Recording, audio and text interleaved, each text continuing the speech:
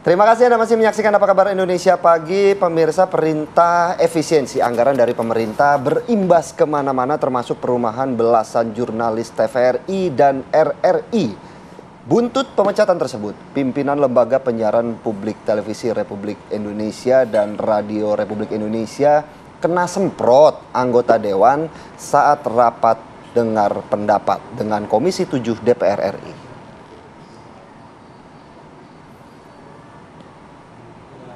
Hal itu mereka lakukan bukan tanpa alasan, sebab para pejabat TVRI dan RRI malah memilih merumahkan jurnalisnya dengan dalih efisiensi anggaran.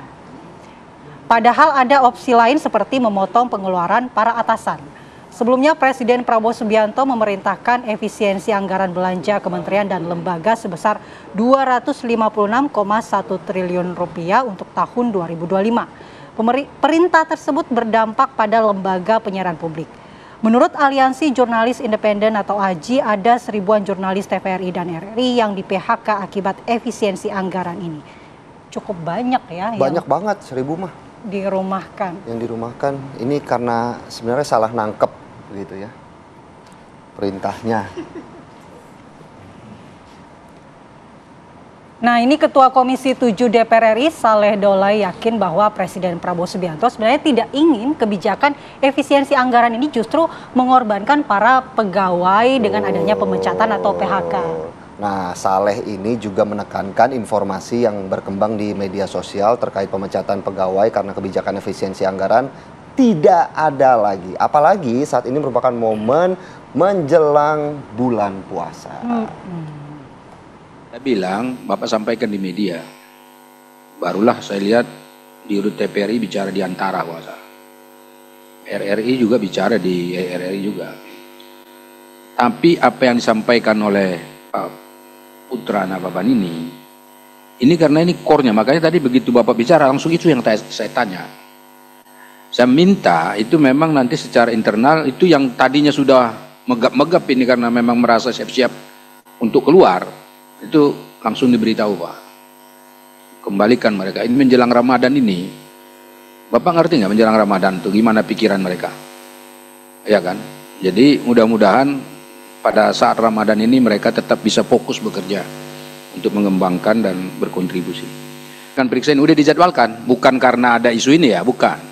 Memang sudah ada jadwalnya. Jadi nanti kami akan datang, kami akan beritahu bapak-bapak ini semua. Tapi daerahnya belum kami kasih tahu. Ya enggak? Kami nanti akan periksa ini. Ya kan, kita akan tanya. Ada enggak memang siapapun orangnya enggak boleh dipecat. Enggak boleh di PHK. Karena anggarannya kan udah kembali. Kenapa ya reaksi atau respon dari efisiensi anggaran yang diinstruksikan ini langsung dimaknai dengan pengurangan karyawan atau PHK? Betul. Kan ini jadi berimbas dan bikin gaduh begitu. Nah, kita akan membahas ini, pemirsa, sudah hadir Ibu Adita Irawati, juru bicara Kantor Komunikasi Kepresidenan. Selamat pagi, Bu Adita. Selamat pagi, Bu. Selamat pagi. Kemudian ada juga Mas Gunggun Herianto, analis komunikasi politik. Selamat pagi. Selamat pagi, Bu. Selamat malam. Kemudian melalui Zoom juga bergabung Mas Ahmad Nur Hidayat, pengamat kebijakan publik. Selamat pagi, Mas Ahmad. Selamat pagi, Mbak Malam, Mas Philip. Selamat pagi semua.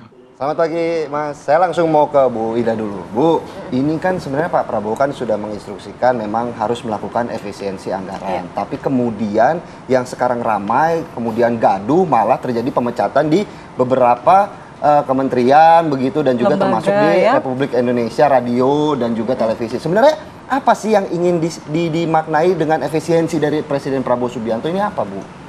Ya, pertama saya rasa kita harus pahami dulu istilahnya filosofi ya, mengapa harus dilakukan efisiensi. Jadi yang pertama ini sebenarnya Presiden juga melihat, karena beliau sangat detail ya, melihat catatan keuangan yang disampaikan oleh Kementerian Keuangan, bahwasanya ada banyak sekali anggaran kita ini yang dialokasikan untuk hal-hal yang tidak memiliki dampak langsung kepada masyarakat. Ya, salah satunya yang juga sudah sering disampaikan, ini seperti belanja modal, ya, kemudian belanja barang dan jasa, yang itu sepertinya menjadi satu hal yang justru angkanya sangat tinggi, tetapi efektivitas dan dampaknya sebenarnya juga kurang gitu, tidak optimal. Seperti contohnya pembelian alat tulis kantor, perjalanan dinas, ya, kemudian seremoni-seremoni, dan juga acara-acara kunjungan yang dirasa itu sebenarnya masih bisa dilakukan penghematan. Karena apa? Karena kita sebenarnya tahun ini khususnya dan dalam masa periode pemerintahan Pak Presiden Prabowo dan Pak Gibran, ini sebenarnya ingin program itu lebih banyak yang punya dampak langsung kepada masyarakat. Dan ini kalau dilihat dari visi dan misi beliau kan jelas ya, bahwa apa yang dilakukan pemerintah ini harus bisa langsung dirasakan masyarakat, memberikan produktivitas yang lebih kepada masyarakat. Oleh karenanya penghematan ini sebenarnya filosofinya seperti kita menyisir atau mengikis lemak-lemak jahat ya. Yang ini sebenarnya berdampak buruk pada kesehatan. Kesehatan apa ya? Kesehatan dari pemerintahan ini gitu. Oleh karenanya beliau menginstruksikan hal tersebut. Lalu diturunkanlah dalam impres sebenarnya kan, dan itu sudah jelas hal-hal apa saja yang sebaiknya dilakukan penghematan. Berarti itemnya sudah dituliskan begitu ya, Bu? Ya, guidance atau panduan ya, ini sudah jelas apa saja yang perlu dilakukan penghematan. Satu yang tidak boleh dipotong itu tadi belanja pegawai, Mbak. Ya, belanja pegawai itu tidak boleh dipotong karena ini kan layanan dasarnya buat pegawai itu sendiri. Dalam artian gaji pegawai begitu ya? Betul. Lalu yang kedua, ini juga adalah yang terkait dengan bantuan sosial. Kemudian juga yang terkait dengan subsidi-subsidi yang diberikan dan itu pasti dampaknya untuk pelayanan masyarakat sangat besar ya. Jadi hal-hal ini tidak boleh dilakukan pemotongan atau untuk diefisiensikan, itu tidak diperbolehkan. Nah, memang kemudian ada beberapa yang sepertinya mungkin menerjemahkannya ini bermacam-macam ya. Sehingga tadi ada sebenarnya namanya bukan PHK ya menurut saya.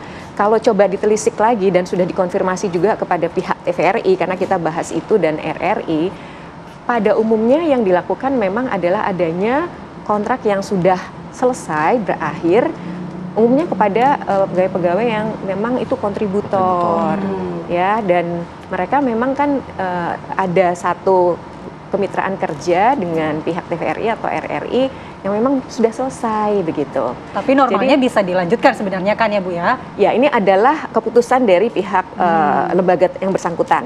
Dari Dirut TVRI sudah menyampaikan bahwa hal itu adalah ranah dan juga otoritas dari TVRI daerah sebenarnya. Bagaimana mereka akan melanjutkan atau kemudian mengakhiri gitu. Jadi ini kita harus pahami dulu semangat dari mengapa dilakukan efisiensi. Karena ujungnya adalah Pak Prabowo tegas mengatakan yang kita lakukan ini harus dikembalikan kepada rakyat. Baik. Harus dikembalikan kepada rakyat. Kalau Mas Heri sendiri melihatnya seperti apa, Mas? Guidance-nya udah ada, petunjuknya sudah ada terkait efisiensi ini. Kok bisa masih salah sasaran begitu apa yang diinstruksikan oleh Pak Presiden Prabowo Subianto? Ya, saya pikir gini ya, keluarnya instruksi Presiden nomor 1 tahun 2025 ya soal efisiensi ini bagus-bagus saja dalam konteks upaya untuk mengoptimalisasi keberfungsian pemerintah. Itu ya. Tetapi tentu catatannya penting untuk memerhatikan 3 hal. Pertama itu manajemen datanya. Yang kedua manajemen birokrasinya. Yang ketiga manajemen komunikasinya. Karena 3 hal ini sangat mendasar sekali, persis seperti yang ditanya Mas Philip tadi. Banyak interpretasi yang bisa liar kalau kemudian manajemen datanya itu nggak bagus. Contoh misalnya, kan ini wilayah yang sangat luas, bicara soal kementerian, lembaga dengan budgetingnya. Tentu basis data itu menjadi sangat penting sekali. Identifikasi misalnya, mungkin Pak Prabowo tahu di data besarnya, tetapi data rincian ke bawah itu kan tentu diperlukan mitigasi-mitigasi yang sangat penting, terutama di teman-teman kementerian, kemudian jajaran di bawahnya. Jangan sampai hal-hal yang urgent, yang kemudian memang itu menjadi penting sekali, fundamental sekali di kementerian tersebut juga dipangkas. Yang kedua manajemen birokrasi. Kenapa? Karena ini menyangkut tata kelola lintas sektor ya, lintas kementerian, kemudian juga terhubung juga dengan banyak sekali sektor-sektor yang berhubungan dengan publik, sehingga itu penting sekali tentu pembenahan dalam konteks menguatkan rencana atau rancang bangun efisiensi yang kemudian diinginkan oleh Pak Prabowo. kemudian yang ketiga manajemen komunikasi nih. Kenapa? Belum tentu apa yang kemudian dituangkan dalam tadi guidance yang tadi Mbak Adita sampaikan di instruksi presiden dan tentu juknis di bawahnya itu dipahami oleh seluruh jajaran kementerian atau lembaga gitu. Meskipun itu sudah dituliskan secara gamblang begitu dicantumkan. Iya, karena itulah penyakit birokrasi kita ya. Apa yang kemudian tertulis belum tentu dipahami, belum tentu juga diinterpretasi secara sama. Makanya butuh mutual understanding nih. Komunikasi menjadi sangat fundamental sekali. Kenapa?